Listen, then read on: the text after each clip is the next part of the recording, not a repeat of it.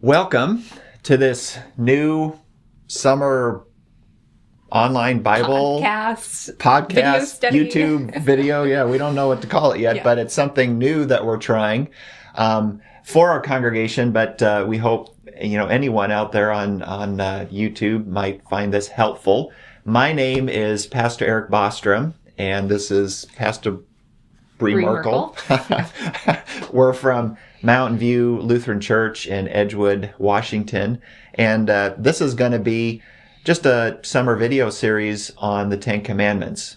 And we're hoping to kind of bring out, just a new, more positive sense of the Ten Commandments. Do you want to speak to that? Yeah, well, we always remember the commandments by "you shall not," and it's that finger wagging at you. So how are these, a good news thing in our life? How are they more positive?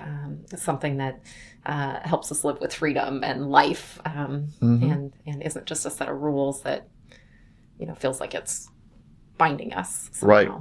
So that's going to be our overall theme. In this video, we want to just kind of do an overview of the Ten Commandments. And then for future videos, we'll just kind of focus on each individual commandment and go a little deeper on each one. So we also want to give a bit of a summer challenge. If you don't have the Ten Commandments memorized, like me, we hope that you will do that. The first commandment is, "You shall have no other gods before me." The second commandment is, "You shall not take the Lord's name in vain." The third commandment is, "You shall remember the Sabbath day and keep it holy." The fourth commandment, and my personal favorite as a parent, is, "You shall honor your father and your mother." The fifth commandment is, "You shall not kill." The sixth commandment is, "You shall not commit adultery." The seventh commandment is, "You shall not steal." The eighth commandment is, "You shall not bear false witness against your neighbor." And the ninth and 10th commandment are similar in that it's, "You shall not covet." You shall not covet either your neighbor's relationships or you shall not covet your neighbor's property. So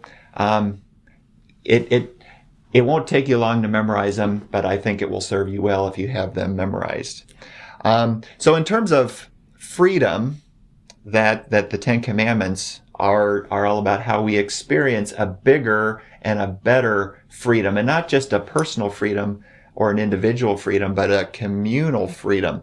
I think it's helpful for us to understand the biblical context at which the Ten Commandments are given by God. Do you want to speak to just the biblical context? Yeah. So we first receive the commandments in the book of Exodus. So this is after God's people have been freed from slavery in Egypt, from slavery to the Pharaoh.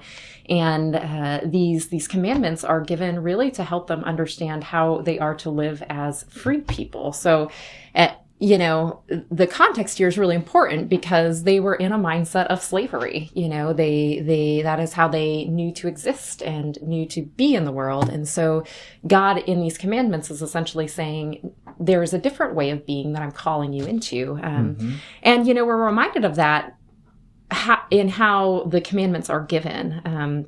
So at Exodus 20, the commandments begin with, "I am the Lord your God, who brought you out of the land of Egypt, out of the house of slavery." So every time we hear the commandments, they're given in that context that these are commandments for freedom and for life, and not for a life of slavery.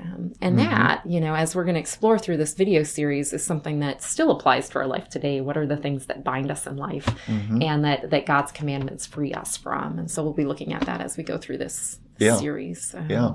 And generally speaking, the Ten Commandments are organized into commandments that kind of give us a vision of how we experience that freedom by loving God.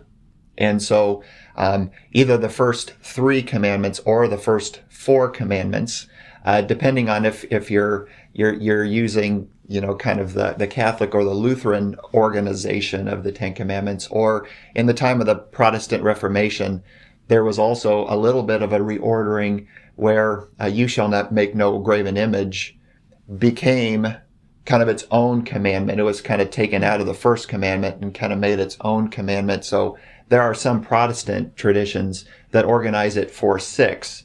But generally speaking, it's helpful to just understand that the commandments really boil down to just two commandments: love God and love your neighbor. And this is really how Jesus communicated about the Ten Commandments in the Gospels. Jesus, when asked what is the greatest commandment, he said, well, you are to love the Lord your God with all your heart, mind, soul, and strength. And the second one is like it: you shall love your neighbor as yourself. What Jesus was in essence doing was quoting the Ten Commandments, but just boiling it down to those two things. And really, in essence, wrapping up the spirit of all the laws that the Jews lived with, and saying that the spirit or the essence of all those laws really boils down to how does this law free us to love God better? How does it free us to love our neighbor better? But the Ten Commandments are also mentioned later in Deuteronomy, right? They are. What's that different context? Yeah, and they are given in a different context. So in Deuteronomy, it's actually interesting. When they're given again, it's with a little bit different context. And Moses says to the people, so remember in the book of Deuteronomy, they've spent their time wandering in the wilderness at this point, and they're preparing. The book of Deuteronomy is really the people's preparation to then go into the promised land. So Moses is preparing them for that. And he says, not with your ancestors did the Lord make this covenant, but with us, who are all of us alive here today. So with this, he's saying, these commandments weren't given just for that group of people that back then, only for their time as they came out of slavery, but God gives them to us today anew for our generation and for our time. And so to the point of this study, that means that each generation then is called to receive these commandments and then think about them in our own context today. And one of the things I love in the book of Deuteronomy, a phrase that's repeated over and over again, is that Moses talks about that God is doing all of this so that we might live, so that we might have life, so that the people might enter the promised land and truly live as God's people, as God intended. And so that puts a little bit different framework. It's not only that we're no longer slaves, but now we really get to realize the full expression of these commandments as the life God desires for us. Yeah. Which I think is an interesting thing to think about. How do these commandments help us feel more alive today? Right. Help God's life be realized in our lives more. And from a Lutheran perspective, I think we have a unique perspective on that sense, how it's kind of the beginning of a new life, in the way Martin Luther organized what Lutherans are familiar with, the small catechism. So the small catechism, in essence, is just Martin Luther, kind of saying like these three, the Ten Commandments, the Apostles' Creed, and the Lord's Prayer, they kind of boil down what the heart or the core of our faith is. But Martin Luther, he put those three elements in that order for a specific reason, because the Ten Commandments are in a sense how we begin a journey of faith. The small catechism, it represents kind of the map of our journey of faith, and it begins with the Ten Commandments. It kind of begins with God's invitation or command, to be free, to recognize what holds us in bondage, to help us kind of figure out what are the small g gods and what are that we are in bondage to, so that we can be freed by the big G God.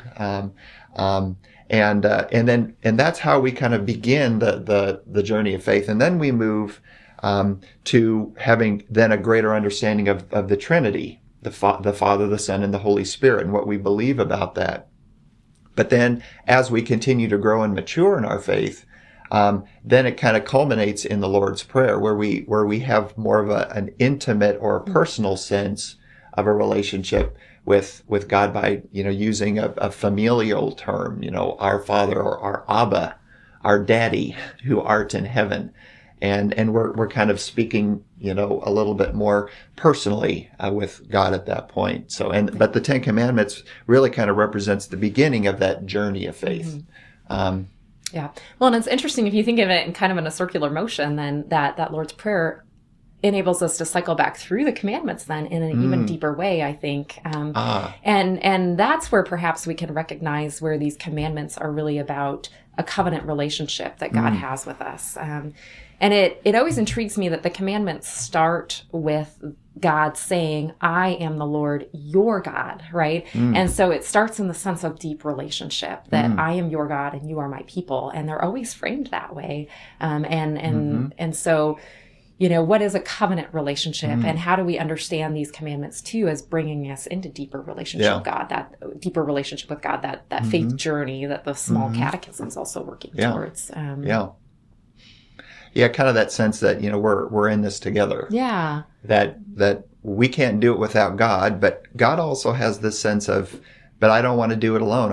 I choose to do it with you. Right. And I'm going to partner with you, and I'm going to guide you, and I will provide what you need for this journey through life, and a journey together. Right. Kind of that community sense. Well, and I think, probably the best example of covenant relationship that any of us can relate to is one of marriage, right? That has some sense of covenant to it. And in any marriage, you have to have founding principles that you agree together on, and in a way, that's what the commandments are for a covenant relationship with God. They're kind of they lay the groundwork for what this relationship is going to look like. And we mutually agree to that. God gives these commandments, and we agree to live or abide by them. And really, then when we have that sort of relationship, then it can deepen over time once we kind of understand that this is our premise for our relationship together, right? So maybe the Ten Commandments, when they were given at Sinai after the Exodus, maybe it was kind of like a marriage ceremony between God and God's people, and we're gonna make these vows to each other. I will be your God, but I want you to kind of follow, these principles, these commands that are not heavy or burdensome. They're actually commands that help us, to experience a fuller love, a fuller freedom, a fuller connection, a bigger community together. Yeah. Yeah. And I think that's really true. I think they do help us experience more of God's community, more of the richness, more of the diversity. If I think about how have I perhaps experienced these commandments in my life today, one commandment that stands out to me is the one about coveting, and as I see like the social media world we have, and as I become a young parent, and I have a child now, there's so much like comparison in that, right? It's really hard not to compare yourself to other people's ways of doing things, the different programs they have their kids in, the different, classes and grades kids are Where achieving. Where do I fall in the hierarchy of parenting? Right? And so we can apply these in our lives today and see their relevance. And it might not be coveting my neighbor's spouse or possessions. It may also be that, but I think for me, it's that it's actually a good reminder in how I parent and how I do other things in my life, that coveting actually is something that binds me in a way that God is saying, there's a more free way to live, with a different richness and diversity in my body of people. And where I feel, I guess, like convicted and passionate about the Ten Commandments is the 8th commandment, that do not bear false witness against your neighbor, which is we teach our kids that commandment means don't lie, but really the core of that commandment is don't jump to the most negative conclusion about your neighbor first. Right. Martin Luther calls it, always start with the most charitable interpretation about your neighbor. And I really feel like that is something that applies to our world today. Especially with social media And, there's all this blaming and accusation, and it seems like we always start, with the worst possible assumptions about each other. But God tells us, don't do that. Because, it doesn't lead to freedom. It actually leads to just a lot of heartache and divisiveness and negativity, and kind of what, is heavy on my heart. And so I think that these commandments, are very timely for today. And so this is what we want to get into in this summer video series. We want to bring out not only the biblical context and how that, really, teaches us that the commandments are about freedom, but we also want to touch on, our life today, that in a sense, we need the 10 Commandments more today than we've ever needed them. And they're to give us life. They're to strengthen us in our faith. They're to help us to live better in community, and they're to free us. We continue to be in bondage and in slavery, and maybe it's emotional ways, maybe it's spiritual ways, maybe it's mental ways, but these 10 Commandments are God commanding us, to be free. Yep. So we hope you will tune in to find out more about how these really are good news for us. And like we've just started unpacking a couple of the commandments, that's what we'll be doing over these next 9 weeks in the summer. And if you like these videos, then go ahead and give them a like on our page. And there's more videos available of Mountain View's offerings that you can also subscribe and follow along with. And you're encouraged too, if you have helpful reflections or questions that you want to post in the comments section, please do so. And perhaps we can bring those in down the road. So we say thank you for joining us for this first video series.